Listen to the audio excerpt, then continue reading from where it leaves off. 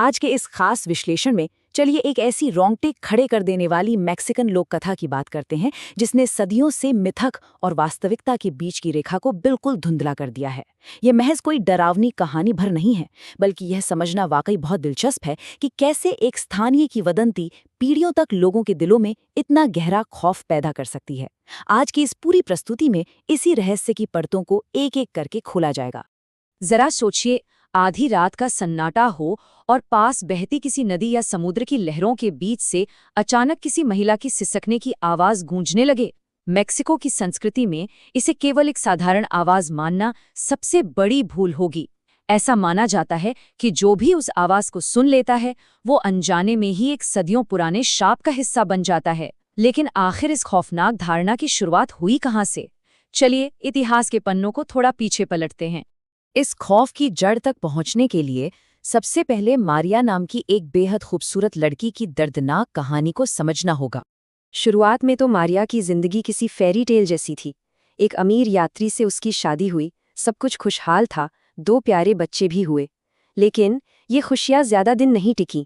पति ने अक्सर घर से दूर रहना शुरू कर दिया और फिर एक दिन जब मारिया को पता चला कि उसके पति ने किसी और से शादी कर ली है तो वो पूरी तरह से टूट गई। उसका मानसिक संतुलन इस कदर बिगड़ा कि इसी पागलपन और गुस्से में उसने अपने ही दोनों बच्चों को नदी में ले जाकर डुबो दिया।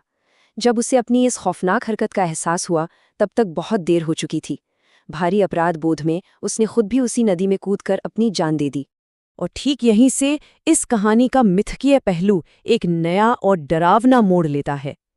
ऐसा कहा जाता है कि आत्महत्या के बाद जब मारिया स्वर्ग के दरवाजे पर पहुंची तो उसे अंदर जाने से साफ रोक दिया गया। उसे एक भयानक सजा मिली। जब तक वो अपने खोए हुए बच्चों को नहीं ढूंढ लेती, उसे मुक्ति नहीं मिलेगी। जीवित और मृत लोगों की दुनिया के बीच फंसकर वो बन गई ला योरोना, यानी रोती हुई महिला, जो आज भी समुद्र और नदियों के किनारों पर भटकती है और अपने बच्चों के लिए जोर जोर से विलाप करती है। अब इस लोक कथा का एक बहुत ही खौफनाक नियम है। जो कोई भी उस रोती हुई महिला की आवाज सुन लेता है, समझ लीजिए उसका बुरा वक्त शुरू हो गया। और खासकर बच्चों के लिए तो ये और भी खतरनाक है, क्योंकि वो अक्सर दूसरे बच्चों को अपना समझ बैठती है। और बिल्कुल यही डरावना सच घटा पेड्रो और उसके छोटे भाई के साथ। देर रात का वक्त था, दोनों नदी के पास फुटबॉल खेल रहे थे कि अचानक गेंद पानी में जा गिरी। जैसे ही वे उसे निकालने गए, एक औरत के रोने की तेज आवाज आने लगी। पेड्रो तो डरकर ठिठक गया, लेकिन उसका छोटा भाई पानी में उतर चुका था। तभी पानी के बीच से सफेद गाउन पहने एक औरत बाहर आई। उसने छोटे भाई को पकड़ा और पलक झपकते ही उसे पानी के अंदर खींच लिया। वो आत्मा पेड्रो को भी पानी की तरफ तेजी से खींच रही थी। जरा उस पल की दहशत की कल्पना कीजिए। पेड्रो घिसटता हुआ नदी की तरफ जा रहा था, लेकिन उसने किसी तरह हिम्मत जुटाई। पास पड़े एक भारी पत्थर से उसने उस औरत के हाथ पर वार किया और अपनी जान बचाकर वहां से भाग निकला। पूरी रात खोजबीन चली, लेकिन उसका छोटा भाई फिर कभी वापस नहीं लौटा। ये घटना इस बात का बहुत बड़ा सबूत बन गई कि ला योरोना का ये खौफ कोई मनगढ़ंत कहानी नहीं, बल्कि बेहद वास्तविक है। खैर, समय बीतता गया, लेकिन सालों बाद ये खौफनाक मिथक फिर से जिंदा हो उठा और इस बार इसका शिकार बने एक अमेरिकन नेवी ऑफिसर चार्ल्स और उनकी पत्नी लिंडा। तो हुआ यूं कि अपने पहले बच्चे के जन्म से पहले चार्ल्स और लिंडा ने मेक्सिको जाकर परिवार से मिलने का फैसला किया। लिंडा पहली बार अपने ससुराल वालों से मिल रही थी और वो 7 महीने की गर्भवती भी थी। वहां पहुंचने पर उनका बेहद गर्मजोशी से स्वागत हुआ। पारंपरिक खाने बने, माहौल एकदम खुशनुमा और प्यार से भरा हुआ था। लेकिन ये खुशी बहुत जल्दी एक अजीब सी बेचैनी में बदल गई। घर के अंदर लिंडा ने देखा कि चार्ल्स की भतीजी एक कमरे में बिल्कुल अकेली दीवार की तरफ मुंह करके बैठी है और दीवार पर कुछ खरोंच रही है। जैसे ही लिंडा उसके पास गई, उस बच्ची ने पीछे मुड़कर देखा। उसकी आंखों में इतनी गहरी दहशत और खालीपन था कि लिंडा की चीख ही निकल गई। ये साफ था कि उस घर में कुछ तो बहुत ही ज्यादा गलत था। बाद में चार्ल्स ने बताया कि आखिर उस बच्ची की ये हालत क्यों थी। दरअसल वो बच्ची एक दिन रहस्यमयी तरीके से गायब हो गई थी और बाद में समुद्र के किनारे बेहोश मिली थी। परिवार वालों का पक्का यकीन था कि उसने ला योरोना का सामना किया था और उसी भयानक दृश्य ने उसका मानसिक संतुलन छीन लिया था। लिंडा के लिए इस भटकती हुई आत्मा का ये पहला सीधा परिचय था।